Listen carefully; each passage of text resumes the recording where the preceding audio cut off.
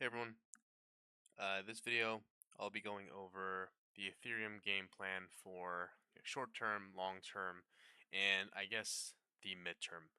Um, but before I do that, if you guys are enjoying my content and want to support the page or me even more, in the description is my link to BloFin. Using that link will get you a 20% discount on all of your trades.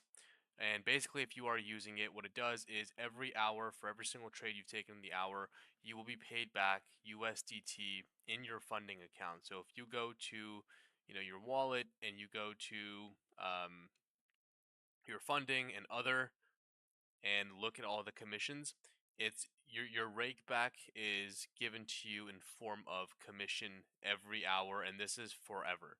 I know other discords will say, oh, you have VIP3 treatment forever. No, that's not the case. VIP treatment cannot be given for more than 3 months. I've tried. So if they're telling you you're getting lifetime VIP treatment, they're absolutely lying to you. But again, support me or not support me, we'll just jump right into it. So this was the plan that I discussed on my video that I uploaded last night.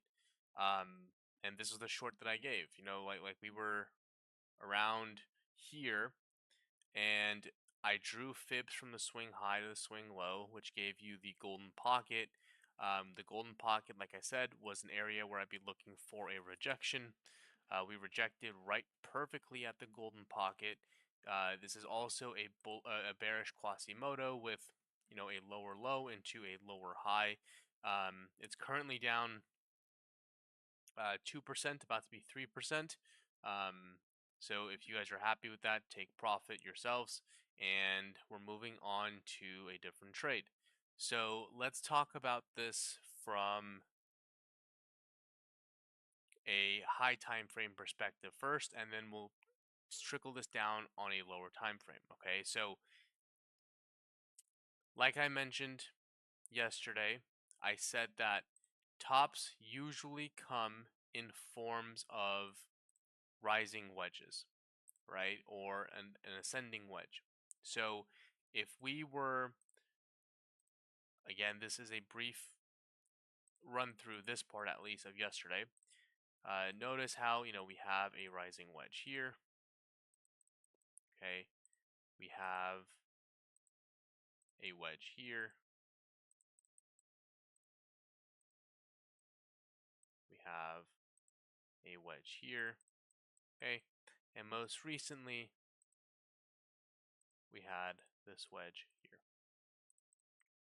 Okay. All of this was at that $3,900 resistance. Okay. And even back here, these were all highs that got rejected. So what I'm looking for on a higher time frame, and the structure is still intact. Okay. We have highs, lows. Well, here's your high, low, and this could be a high. We can, come down to this level and put in another higher low and still be fine. But if we're taking a look at this on a lower time frame, which I'll go, this has lost structure. But on a higher time frame, if we get some type of capitulation, and seasonality in September, or seasonality in trading in September, is usually very bearish. We haven't had a very strong month. It's been hectically bearish. This was previously resistance, this $2,800 mark. We reclaimed the resistance, but we never flipped it to support. Plus, you have a long consolidation demand zone here. So if we get some type of capitulation down here, this is where you release the mother load. Um, go into mommy and daddy's room and sell all their jewelry, steal all their jewelry, then sell it. But this would be the area where you go basically all in. Okay. Now, it's not a guaranteed we get there. Just, when we're talking about levels, you have to treat each level with respect. And before we get this, yes, there are other levels that we have to talk about, which I'll go over. but this is the high time frame, macro time frame level that I'd be looking at. Now look, every time we got to the range highs, right, of 3900, we rejected and eventually came back down to find some type of bottom or temporary bottom around this $2,800 region. We had this here, right? Again, rejected, came back here again, right? And then with support being touched so many times, this one was just disgusting. I think this was, yeah, this was right after Trump got into office. Obviously, good news is devastating for the markets. Although, never mind. So we just rejected from here, similar to this fractal, and even back over here when we rejected, right? We came to this $2,800 region, and then bounced. So if we are just following the same fractal, and we get, and like I said, it's not going to take a week or 2 weeks for this to happen. When we rejected here, it took literally 31 days, okay, a month. And then from here, it took, again, ironically, 30 days, right? So I'm not saying it's going to happen again, but let's say we rejected here, 30 days would be around end of August, all right? Into September, maybe we come and get that area. So always be prepared. Mark out this level on your chart. 2,800 is a very good buying point for ETH. And if we do get it, this is where you want to bid. Okay. But before we get to that, we do have levels that we got to discuss. All right. A really important one is this support here. Okay. Notice how it was previously resistance, just like this one was. We broke out. Okay. We came back and perfectly retested the point and then bounced right from it. So we also have an order block. So this is a very important level to hold as well, because if we lose this, then the next level comes around 3,000. All right. Support, support, support, lost it, turned into resistance briefly. We consolidated under resistance, broke out, and then that level is being acted as an SR point currently. So these are the levels that we have to hold before we get to this $2,800 region. So don't go all gung-ho saying, oh, but Arch said 2,800, 2,800. Understand the chart first before you speak sometimes. So these are the levels that we have to hold. And before we get this, we need to hold this and hold this. Otherwise, then this comes. All right. Doesn't mean we don't get a capitulation wick like this. Anything can happen in the markets, but be prepared. All right. Now, what about the upside targets? All right. We've touched this range high level so many times. Okay. Like multiple times here, twice here, and just once there, that this range high is getting weaker and weaker. So this, we are currently in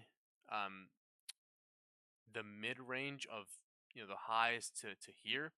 This isn't where you want to take longs.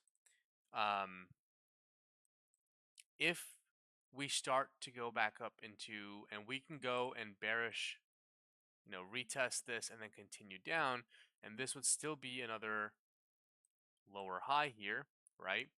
And that would be a potential short opportunity. But for me to confidently long, I'm looking for, and this is more on a shorter time frame, but if I want to swing long, I am looking for a breakout of this level, assuming we don't get down here and we just start consolidating. I'm looking for a breakout of this $3,900 level, okay, till about like 4K. Then we start to consolidate a little bit above. Once we start to consolidate, that's my trigger. That's showing me that sellers are getting weak up here and buyers are stepping in by consolidating. That is my trigger to long, and then I'll target new all-time highs from that point on. All right, that is my high time frame. Okay, we need to break above. I don't care about closing above. We need to consolidate a little bit above. It could be a couple of days, could be like 10 or 15 4-hour candles. Once I see strength above there, then I'm targeting the 5K level, and stops would be somewhere down here. All right. Now, lower time frame, and I spoke about this. All right, this is the 1-hour order block. We could come down here, and this would be a nice long opportunity back to the range highs. Right. Now, this is a bearish engulfing candle that formed last 4-hour. And the last few times we've had this, we've gone down. So that is one area where I'll be looking for longs. Now, if I were to draw fibs from swing low to the swing high, it falls perfectly in line with the golden pocket. So that is one long attempt where I'd be looking to get into. All right. Now, the second one is this one. Previous lower high, sorry, higher low, right? Higher high. We deviated below, we reclaimed, but we never retested it. So this can come all the way down to this previous support, now turn into SR around 35.83, and we could get a bounce there. This could get front ran, and I'd be looking for, again, a move into the higher region. Now this short, if you missed it, you're too late. It wouldn't be up for re-entry. Watch my videos next time. But that would be an area where to possibly long as well if the retest holds. Otherwise, you can set bids at this 1-hour order block and then target up there. Okay, so that is a lower time frame one. Now, bearish retest. If we go back up here and we retest this trend line, you have a 4-hour bearish OB there as well, and you could possibly take a scalp short with stops probably a little bit above this resistance here. Again, could be another lower high and then back down. All right, there's multiple setups, both bearish and bullish. Now, things could change from a week or 4 days from now, that some of these trades will get invalidated. I'm not going to update you guys on that. You have to make decisions yourself, but I'm giving potential plays at this moment in time, and things can change. Okay, now that $3,000 level that I told you, we also have a untested demand zone there as well. All right, so all these are pointing for good possible bounces if we get it. Okay, now let's go even more to a lower time frame.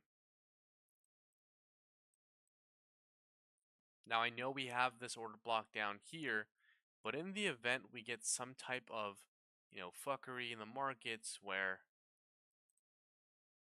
we just have some nasty wick that takes out like this, right? Red candle into a wick, or red candle into a wick.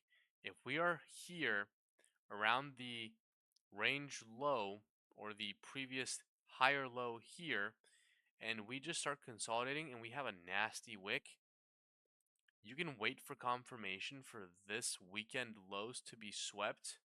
And I mentioned this in my video last night. If these lows are swept, that is a trigger long with stops below whatever wick is created. Would most likely be some type of double bottom formation, and then liquidity will be grabbed, and then you can target again the range highs. Okay, so it's not smart, in my opinion, to long at this current price. Okay, you have a lot of untested supply here as well. So this could easily range up to like 3,800 before taking another stab. But don't be surprised if we get to 3,900 and this continues to just break out with force. All right. If it does break out with force, don't get FOMO. Wait for the consolidation back above this resistance area around 3,900, and that's where you could comfortably long and stops are to be determined, but comfortably long to at least 42 to 4,500, and then all-time highs from there. All right. So the full details I won't be going over where to place it, but at least I gave you some type of, you know, trade plan or game plan to go based off of it.